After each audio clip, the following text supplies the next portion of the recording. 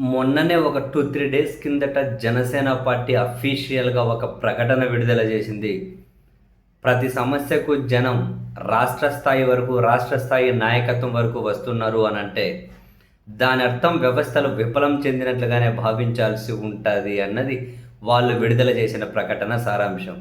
Exactly అటువంటి సంఘటనే ఈరోజు నారావారిపల్లెలో ముఖ్యమంత్రి చంద్రబాబు నాయుడు గారి వాళ్ళ ఇంటి ముందు చోటు చేసుకోవడం బాధాకరం.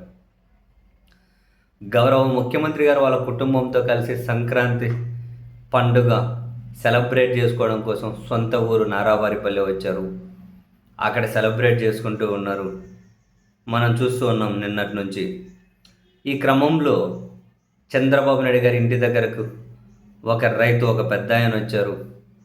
తన సమస్య సంవత్సరం నుంచి తీరడం లేదట. ముఖ్యమంత్రి గారికి చెబుదామని వస్తే అధికారులు లోపలికి పంపించట్లేదు అని చెప్పి అక్కడే పురుగుల మందు తాగేయడం తీవ్ర కలకలం రేపింది.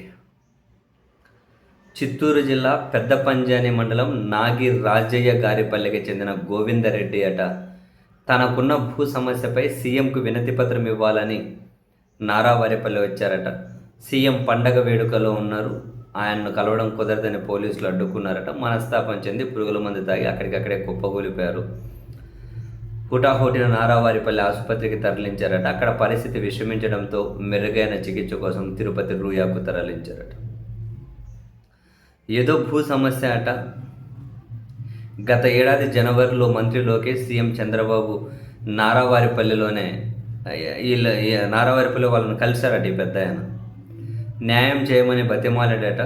ఆ సమయంలో తాము చూసుకుంటామని తండ్రి కొడుకులు మాట ఇచ్చారు. అయితే సంవత్సరం అవుతున్నా ఇంతవరకు న్యాయం జరగలేదట.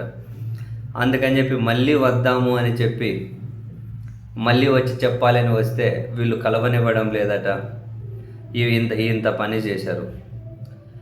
అయితే ఎవరో గోవిందరెడ్డితో ఇక్కడికి వచ్చిన ఆయనతో రెడ్డప్ప అనే వ్యక్తి మాట్లాడుతూ నేను బైక్ పార్కింగ్ చేస్తుండగా ఆయన ఆత్మహత్యాయత్నానికి పాల్పడ్డాడని, గోవిందరెడ్డి వద్ద డాక్యుమెంట్లు అన్నీ ఉన్నాయి, ఎంఆర్ఓ కలెక్టర్లను కలిసినా ఫలితం లేకుండా పోయింది అని, లక్షల రూపాయలు నష్టపోయాడు అని, ఎంత డబ్బు ఖర్చు చేసినా న్యాయం జరగలేదు అని, ఆయనకు 2 కూతుర్లు ఉన్నారు అని, ఈరోజు ఆయన ప్రాణం మీదకు తెచ్చుకున్నారు అని ఆయనతో పాటు వచ్చిన వ్యక్తి ఆవేదన వ్యక్తం చేశాడట.